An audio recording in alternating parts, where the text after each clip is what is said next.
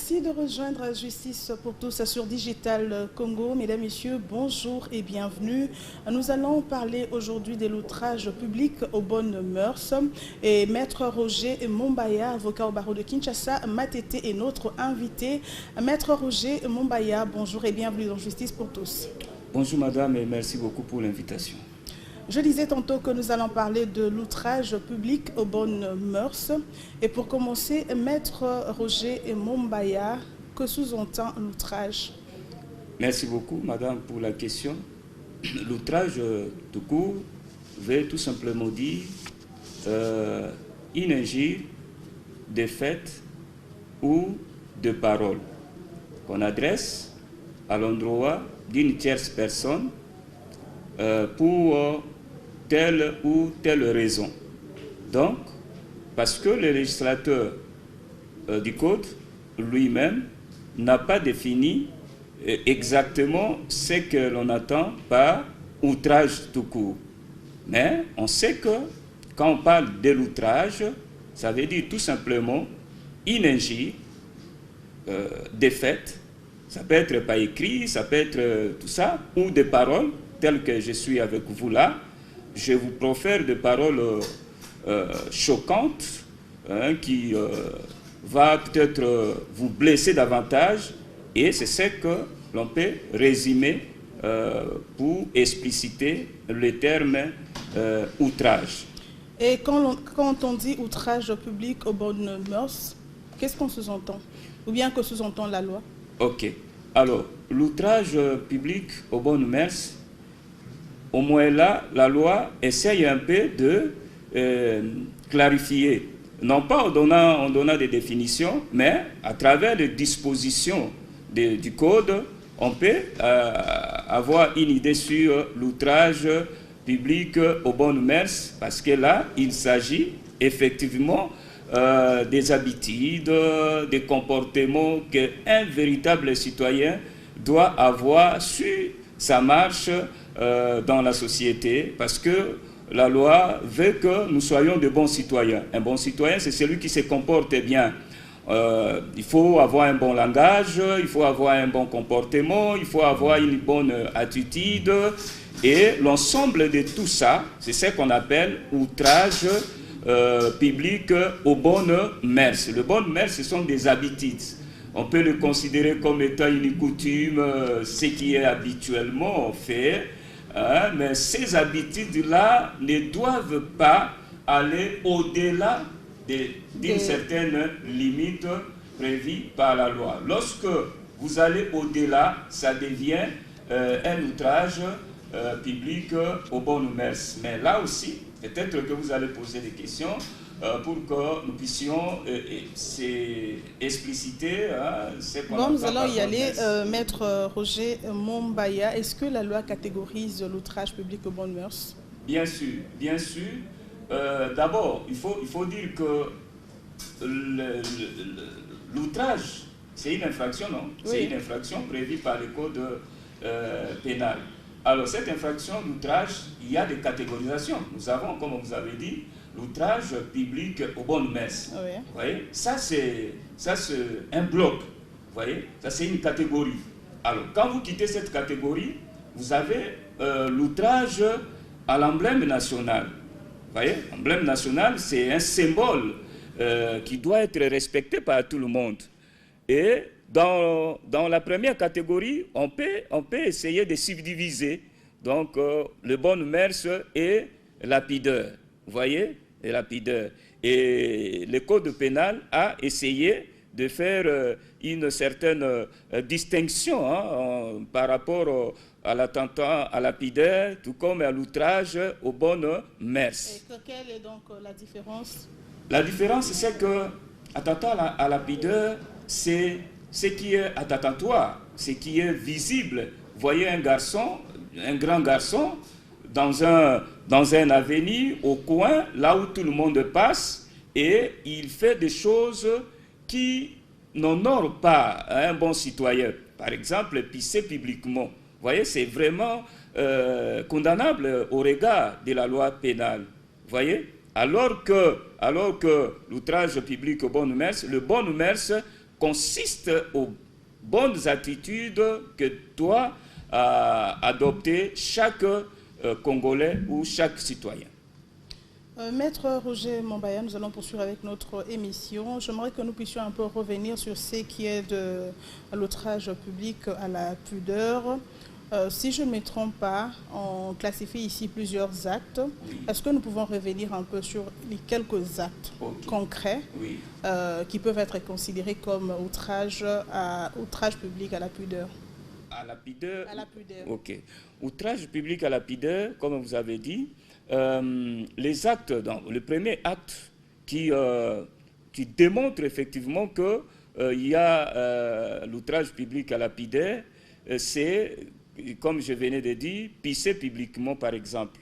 Quand vous pissez publiquement et qu'il y a des passants, il y a des jeunes gens, vous êtes un grand garçon, vous pissez publiquement, ça même c'est caché, et qu'il y a des jeunes filles, vous voyez, cela prouve que vous êtes en train d'insinuer quelque chose pour attirer, n'est-ce pas, ces passants-là à mettre une attention sur vous, alors que cet acte-là est bel et bien condamnable au regard de la loi. Et c'est vraiment condamnable.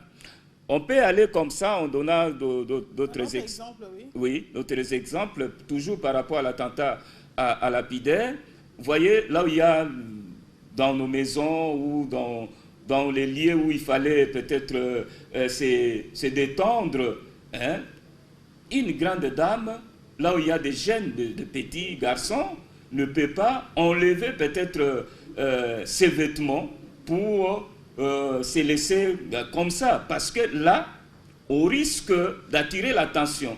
Et l'attention qui est tirée là va influencer les personnes qui regardent cette attitude. Donc, ces comportements-là qui poussent certaines personnes au regard de dispositions du Code pénal, et donc le législateur a estimé que ces sont-là, ce qu'on peut qualifier comme attentant à la pudeur, c'est-à-dire la personne a manqué un peu de l'humanisme, de l'humanité, quoi. Hein, le respect à l'égard des autres, il risque d'influencer. Donc, je ne sais pas si je suis en train de me faire comprendre par rapport à ces exemples que je suis en train de donner.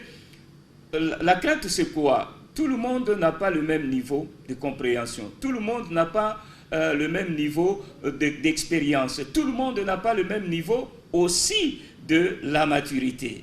Selon que vous êtes devant un jeune garçon, une jeune fille, et donc nous sommes appelés à afficher un comportement responsable.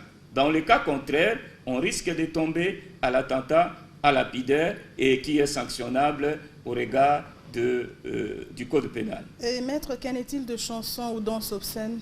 Bien sûr, bien sûr. Alors, les chansons, c'est comme ça que cette infraction-là il y a beaucoup de méandres autour de l'infraction de l'outrage public, de l'outrage attentat à la pudeur. Les chansons aussi sont catégorisées dans la première catégorie de cette infraction d'outrage public aux bonnes mœurs. Ouais. Vous comprenez? Parce qu'il ne faudrait pas, à un certain moment, pendant la Deuxième République, il y avait un décret pris par le Premier ministre interdisant certaines chansons hein, dans des bistrots, dans des restaurants, dans des boîtes de nuit, parce que les chansons n'honoraient pas la culture congolaise. Et c'est comme ça que le législateur du Code a dû penser à réglementer ce secteur. C'est-à-dire, toutes les chansons, en réalité, doivent passer dans un service pour essayer de voir d'abord, avant de lancer une chanson publiquement, voir s'il n'y a pas de mots qui choquent, qui blessent. Parce que ce que vous dites dans votre langue maternelle chez vous, mais chez moi, ça peut être autre chose dans ma langue maternelle aussi. Voyez? Et donc, il faut un service de checking, un service de contrôle des chansons. Et c'est comme ça qu'il y avait les services comme Sokoda, pour essayer un peu de voir, est-ce que la chanson telle peut passer? Non, parce que ça heurte, n'est-ce pas, beaucoup de sensibilité Mais est-ce que nous pouvons dire aujourd'hui que la Socoda a failli dans le sens où aujourd'hui, en tout cas, on ne peut pas se voiler la face. Il y a plusieurs chansons et danses qui sont vraiment obscènes, qui sont diffusées sur les médias à longueur de journée. Oui, bon, on peut dire ça, mais ce n'est pas seulement Socoda comme une structure qui gère ces domaines-là, mais on peut parler de l'État. C'est l'État qui a failli peut-être, parce que ces services-là est chapeauté par le ministère de Culture et Arts, qui doit avoir un regard rigoureux par rapport à toutes ces chansons qu'on nous chante matin, midi et soir. Vous n'avez même pas le temps de se reposer, vous n'avez même pas le temps de dormir, et vous êtes avec le parent, vous êtes avec les enfants, les jeunes garçons, les jeunes filles, le papa et les mamans, et on vous chante des chansons qui choquent. Imaginez, je suis avec ma mère à la maison, je ne suis même pas avec ma femme, et même si j'étais avec ma femme, vous voyez, ce n'est pas possible d'entendre certaines choses qui se font dans l'intimité des personnes. Les deux personnes qui s'aiment, ce sont des choses qu'ils partagent dans la chambre. Ça ne peut pas être entendu sur la voie publique. Mais aujourd'hui, malheureusement, c'est ce que nous constatons. Et c'est comme si ces gens-là ont reçu de l'État un certain pouvoir pour, on peut vous chanter des chansons comme ça de 5 heures du matin jusqu'à 2 heures du matin ou jusqu'à 6 heures du matin. Et donc, la responsabilité est partagée par rapport à ça. Il ne faut pas seulement voir Socoda, mais il faut voir beaucoup plus l'État. Que fait le ministère de Culture et Arts? Est-ce qu'il y a un service de suivi par rapport à toutes ces réglementations? Parce que ce qui manque au Congo, ce n'est pas les textes, mais ce sont les hommes, les animateurs, qui doivent prendre conscience de réglementer notre système et de permettre à ce que nous ayons une société respectueuse des textes qui nous régissent. Et nous poursuivons. Qu'en est-il aussi de la tenue vestimentaire? Est-ce qu'une mauvaise tenue, une tenue légère, peut aussi être considérée comme outrage? Bien sûr, bien sûr, ouais. Bien sûr. Parce que c'est, vous voyez, quand vous êtes mal habillé, vous outragez déjà les personnes qui vous regardent, qui vous voient en train de passer, parce que vous influencez. C'est comme ça qu'aujourd'hui, il y a un problème. Lorsque vous criez du matin au soir, on a été violé par les hommes, on a été ceci, on a fait ceci. Mais il ne faut pas oublier ces domaines-là. C'est comme ça que tout ça est prévu dans la loi.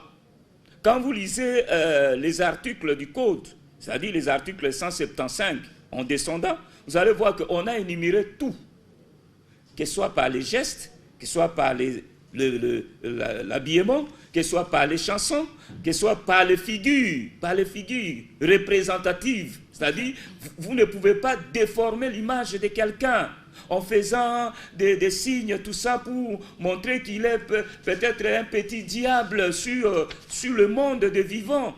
Et tout ça a été prévu, tout ça est réglementé. Le code pénal est là. Mais malheureusement, il y a une sorte d'exagération dans les chefs, en tout cas surtout dans les chefs de nos compatriotes, sœurs, dames, demoiselles. Regardez comment elles s'habillent pour aller même au bureau. Quand vous travaillez avec les jeunes filles au bureau, vous regardez, et même les grandes dames aussi. Tu te poses la question, est-ce que cette dame est mariée? Mais si elle était mariée, pourquoi elle doit s'habiller comme ça? On vous dira, mais c'est son mari qui l'a autorisé, son mari aime comme ça, et elle-même peut vous dire que mon mari aime que je m'habille comme ça. Mais vous n'êtes pas à la maison, vous êtes dans les lieux de travail. Et dans les lieux du travail, il faut être exemplaire. Et l'habillement constitue également, tombe dans le lot, dans ce bloc d'infraction de l'outrage public aux bonnes mœurs. Mais est-ce que nous pouvons aujourd'hui dire qu'il y a vraiment des sanctions par rapport à cette infraction-là? Bien sûr. Si oui, comment est-ce que les choses ne semblent pas bien marcher? Mais c'est ça le vrai problème. Vous savez, aujourd'hui, je peux même jeter un coup d'œil sur cette infraction-là. Qu'est-ce qu'on vous dit?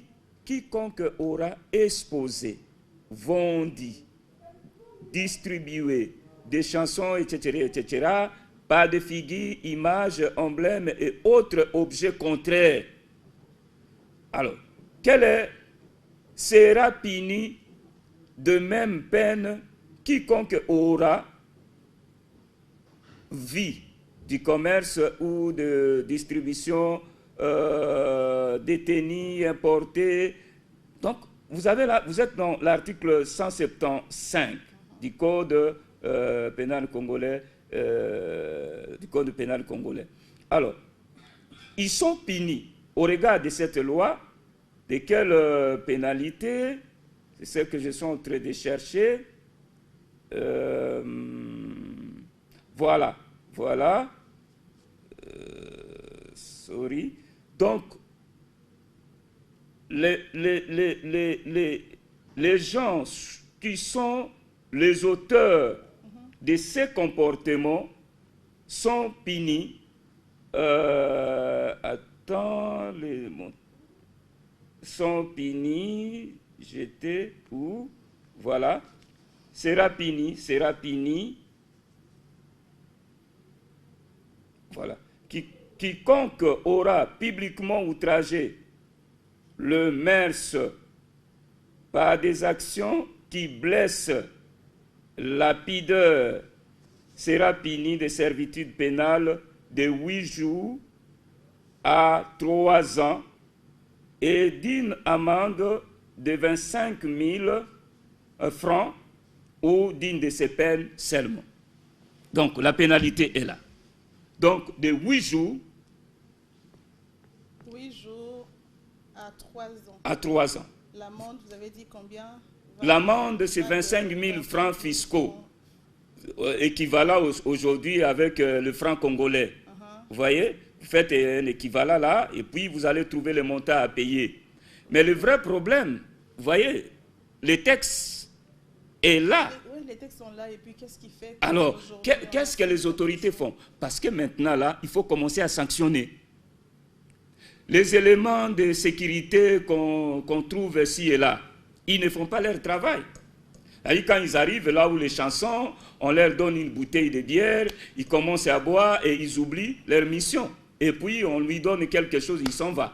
C'est-à-dire qu'il n'y a pas une répression correcte par rapport à ce qui est prévu dans la loi. Par rapport aux différents faits que vous avez énumérés tantôt, oui. Est-ce que vous êtes toujours, en ce qui concerne par exemple la tenue vestimentaire, que toutes ces personnes-là qui exposent certaines parties de leur corps ou bien qui s'habillent à moitié, savent vraiment que c'est une infraction? C'est aussi ça un autre problème. Alors le problème est qui? Le problème c'est de l'État congolais qui doit vulgariser nos textes. Parce qu'il faut y avoir un système de vulgarisation. Il faut vulgariser les textes. Les textes sont là, mais il faut maintenant le mettre en public. Il faut le mettre en mouvement. Et il faut commencer déjà à réprimer, commencer déjà à sanctionner, commencer déjà à condamner les gens.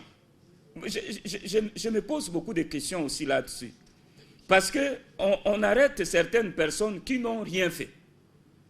Mais les gens qui se comportent comme ça, ce sont des comportements qu'on peut considérer comme des comportements antisociaux dans une société démocratique où il y a la loi, où il y a des textes. Mais vous dites, vous prenez une option sérieuse, partant de vous-même, de chez vous là à la maison, que moi je ne veux plus respecter les textes. Et les autorités vous regardent, sans dire mot.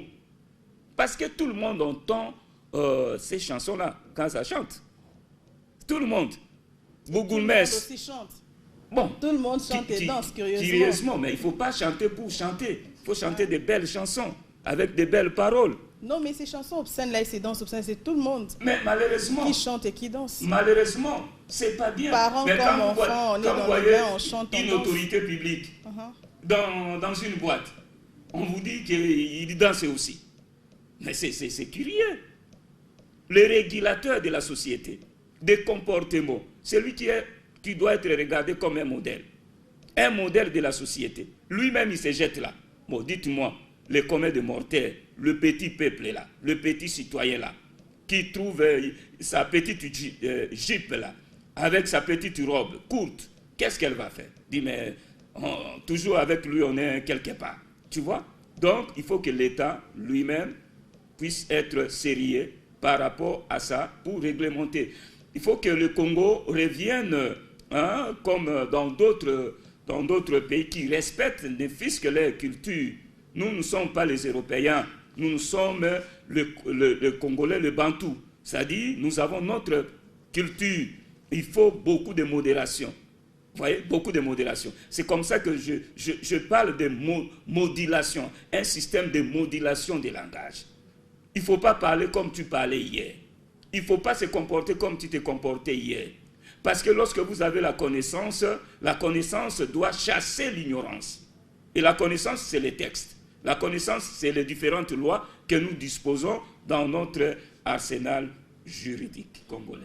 Maître, qu'en est-il donc de l'outrage à l'emblème? Vous en avez parlé aussi dans la catégorie de l'outrage public. Bien sûr. C'est aussi sanctionné et condamné par le code pénal. Qu'est-ce que nous pouvons retenir de ça ou bien savoir de ça? Non, c'est-à-dire que le législateur a estimé, parce qu'il y a des symboles de l'unité nationale. L'emblème national est le symbole fort qui démontre que j'appartiens à un peuple, à un État, à une nation. Et partout au monde, quand vous passez, là où il y a des services de représentation des États, vous allez voir que dans chaque État où il y a notre ambassade, il y a toujours l'emblème, notre drapeau est là. Et c'est un signe de fierté de quelqu'un qui doit se reconnaître par rapport à ça. Mais imaginez, vous prenez l'emblème, vous le déchirez publiquement. Mais c'est un outrage à l'emblème national. C'est quelqu'un qui tombe dans ça, il est poursuivi. Il est poursuivi, il est condamnable, madame. Quelles sont les sanctions? Voilà, les sanctions, c'est dans la loi. Les sanctions, c'est dans la loi. Alors, cherchons l'article 138. Article 138 du Code pénal qui nous précise sur ces infractions-là, cette infraction-là, de l'outrage à l'emblème national. Alors, permettez, et que les téléspectateurs permettent également, voilà, c'est l'article 138 du Code pénal. Ok, que nous dit cet article? Voilà, sera puni d'une servitude pénale de 8 jours à 3 mois celui qui aura publiquement outragé l'emblème national. 8 jours à 3 mois. Maître, expliciter un peu, outrager l'emblème national, ça veut dire quoi? Outrager l'emblème national, ça veut dire quoi? Oui, quels sont les faits qui entrent en compte? Les faits qui entrent en compte. Oui. Premier effet, oui. Vous prenez le drapeau national, oui. Vous le déchirez publiquement. Vous avez outragé l'emblème national. Vous prenez le drapeau national, vous piétinez là-dessus. Vous voyez, vous avez outragé l'emblème national. Vous prenez le drapeau national, vous brûlez ça publiquement. Et vous proférez même des menaces, des propos qui ne respectent pas les habitudes ou la coutume congolaise. Et donc, en ce moment-là, on peut dire, celui-là a outragé l'emblème national qui, cet acte-là, constitue ce qu'on appelle l'infraction de l'outrage à l'emblème national et condamnable par rapport à ce que nous avons lu au Code pénal de 8 jours à 3 mois. De 8 jours à 3 mois. Il doit être condamné. Maître, il y a quelque chose qui m'est venu dans la tête quand on parlait de l'emblème. Oui. Je crois chaque matin et chaque soir, généralement, quand on hisse le drapeau du pays, on dit que quand tu ne sais pas rester debout ou bien attendre que cela soit fait, on peut te poursuivre. De quoi il est question? Oui, mais c'est tout justement l'esprit du législateur. Parce qu'on estime que, comme je disais tantôt, c'est l'unité.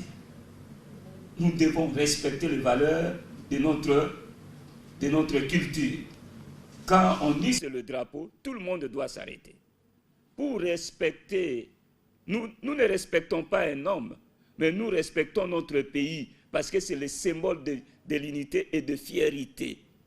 Alors c'est comme ça que pendant l'époque de la Deuxième République, on arrêtait même les personnes qui ne voulaient pas s'arrêter lorsqu'on hissait les drapeaux. Cela continue parce que... Oui, mais même aujourd'hui. Ça continue, mais on dirait que c'est une affaire de policiers qui se font de l'argent. Malheureusement, il y a une mauvaise organisation par rapport aux personnes qui détiennent la compétence de réprimer. Parce que quand vous laissez à un policier la charge, vous voyez, le policier, il a sa façon, au lieu d'amener la personne devant celui qui est habilité, celui qui est compétent ou compétente par rapport à la matière, un policier va commencer à le brutaliser, et puis il va chercher à soustraire quelque chose, et puis la personne est lâchée, il est parti ou elle est partie. Et donc voilà, c'est tout ça. Et quand nous parlons de ça, nous interpellons en même temps la police nationale, service de sécurité. C'est-à-dire qu'il ne s'agit pas de soustraire les gens, les petits 1000 francs, tout ça. Et puis, bon, non, il s'agit ici d'imprimer une certaine rigueur. Les policiers sont des agents de l'ordre, ce n'est pas les agents de désordre.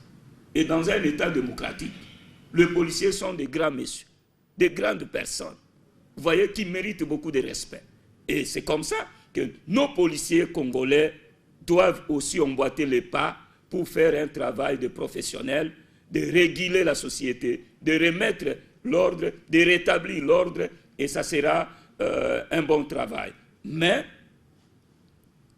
ce n'est pas la faute de gens qui se laissent dans ce genre de choses, mais c'est la faute de l'autorité régulatrice du secteur qui doit à tout prix chercher à arrêter ces gens-là, à les transférer à qui le droit et à qui... Maintenant là, il faut savoir les sanctionner, les condamner pour que ça donne une leçon aux autres personnes qui voudraient se comporter ainsi. Dit, non, l'autre est là, il a passé 2 jours, 3 jours là-bas, moi je ne veux pas être comme lui, donc je dois me comporter en bon citoyen. Nous devons nous-mêmes aimer le pays, nous-mêmes, notre pays. Et notre pays, c'est-à-dire la réglementation. La réglementation, c'est-à-dire le respect. Savoir respecter les règles fera de vous un monsieur responsable et ce qu'on appelle un bon citoyen. Maître, parmi les faits qui peuvent être considérés comme outrage public aux mœurs, nous avons cité le fait d'uriner en public. Est-ce que par rapport à ce fait-là, il n'y a pas eu d'exception? Bon, en tout cas, je n'ai pas vu sur les textes l'exception par rapport à ça. On a énuméré tous les gestes qui rentrent dans le cadre de cette infraction-là. Vous voyez, on n'a pas fait une exception. Mais l'exception, c'est quoi? C'est la personnalité de la personne. La personne elle-même doit se respecter. Certes que je sens un besoin, mais je dois quand même m'isoler. Savoir s'isoler pour ne pas attirer l'attention de beaucoup de personnes. Vous voyez, il y a des endroits où, quand tu le fais, tu es calme. Tu n'heurtes personne. Tu ne déranges la sensibilité de personne. Vous voyez? Et ça fera de vous grand. Au lieu de se laisser comme ça, c'est d'ailleurs ridicule pour un bon citoyen de se jeter dans ce genre de choses. Mais tu te prends qui? Vous n'êtes pas un animal. Nous ne sommes pas à l'époque où nos colons nous traitaient comme des macaques, comme des bêtes. Nous sommes devenus des personnes civilisées. Et un monsieur civilisé, une personne civilisée doit se comporter normalement comme un civilisé, comme dans d'autres cieux. Si vous êtes en France, vous ne pouvez pas uriner publiquement, hein. Si vous êtes dans d'autres États, il y a des endroits appropriés. Mais ici, chez nous, c'est un acte banalisé. Banalisé, c'est parce qu'il n'y a pas la répression. Banalisé parce qu'il y a la méconnaissance de la loi. Banalisé, c'est tout simplement parce qu'il n'y a pas un système de vulgarisation et de répression. Il faut vulgariser ces lois-là. Il faut réprimer les auteurs pour donner l'exemple prêcher l'exemple aux autres de ne plus répéter ces genres de choses. Au sujet de la répression, justement, est-ce que nous pouvons dire que les autorités judiciaires, par exemple, ne font pas leur travail, surtout celles qui sont censées se saisir de faits? Bien sûr. Parce que vous savez, on vous dit que les magistrats du parquet, ils travaillent en collaboration avec les éléments des OPJ pour la recherche des infractions. Mais vous allez voir que ces agents-là ou ces magistrats-là, ils attendent qu'on leur apporte les infractions jusqu'à leur bureau. Ils ne cherchent plus. Vous voyez? Et donc, ils ont failli par rapport à leur mission parce qu'il faut rechercher les infractions, il faut arrêter ces gens-là, il faut les transférer devant celui qui est compétent ou la juridiction compétente pour que ces gens-là puissent être sévèrement sanctionnés ou condamnés au regard de la loi. Vous ne pouvez pas condamner quelqu'un au-delà de ce qui est prévu dans les codes. S'il y a une sanction, c'est par rapport à ce qui est prévu dans les codes. Vous ne pouvez pas demander quelqu'un l'argent, quelqu'un qui doit vous payer par rapport à l'amende 25 000 francs congolais. Mais vous demandez 2200 $. C'est par rapport à quoi? Est-ce que c'est ce que dit la loi? Non. Et vous voyez qu'aujourd'hui, là, même dans nos parquets, il y a une certaine exagération. Et donc, j'appelle à la conscience et à la prise de conscience de tout un chacun à la modulation des comportements. Nous devons changer. Nous devons changer et nous devons être des bons citoyens. Et nous devons aimer le Congo, notre pays. Et nous devons tout faire pour que le mauvais comportement soit totalement évincé. Outrage public aux bonnes mœurs, quelle est donc la relation avec outrage au chef de l'État? En tout cas, c'est ça le vrai problème. En lisant le code ici, le code ne fait pas allusion à l'outrage public au chef de l'État.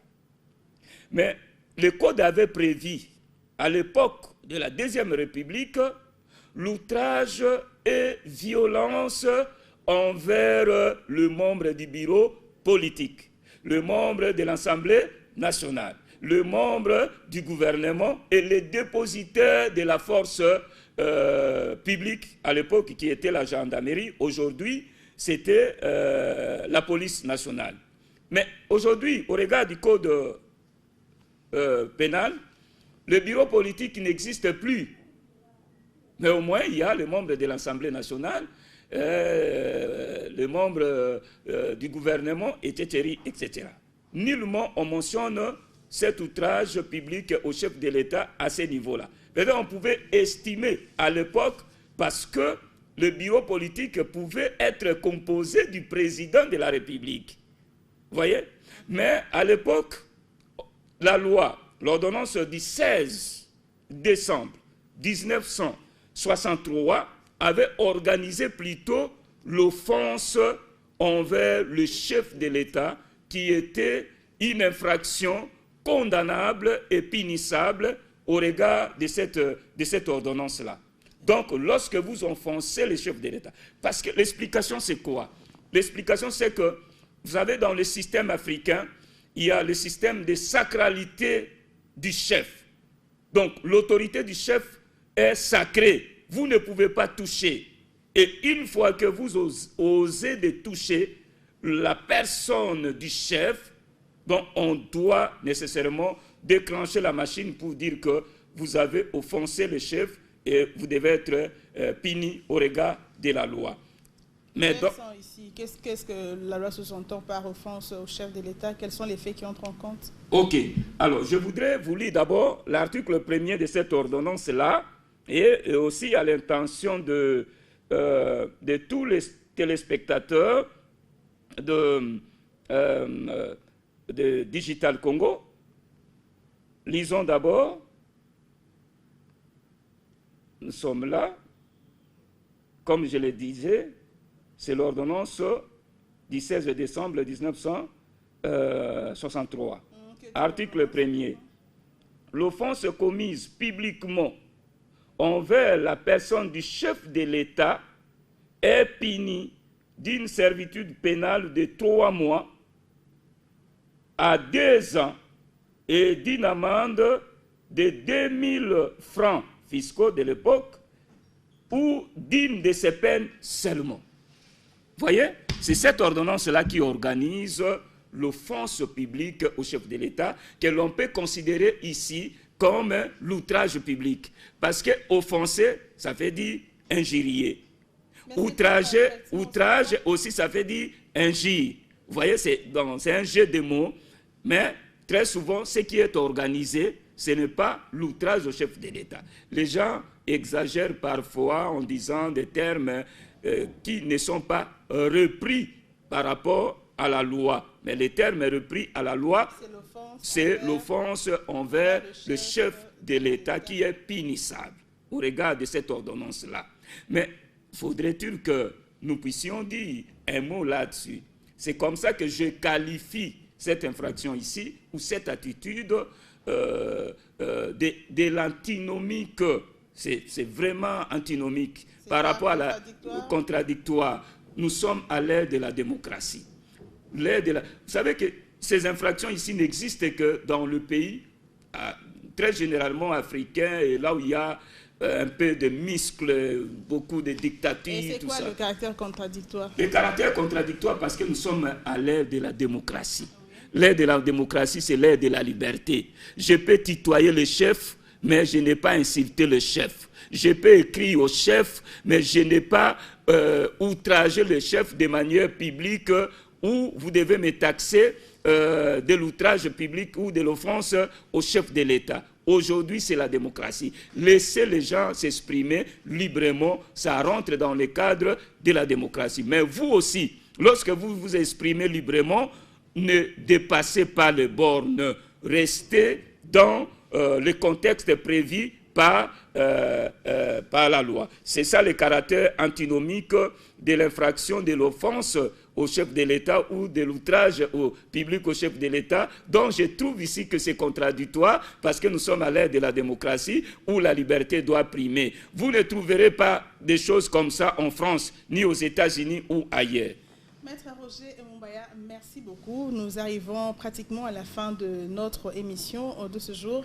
Merci d'avoir répondu à notre invitation, chers téléspectateurs, vous tous qui nous avez suivis. Nous avons parlé aujourd'hui de l'outrage public aux bonnes mœurs. Et je rappelle que Maître Roger Mombaya était notre invité du jour. Merci pour votre sympathique attention et on se retrouve très bientôt sur notre chaîne.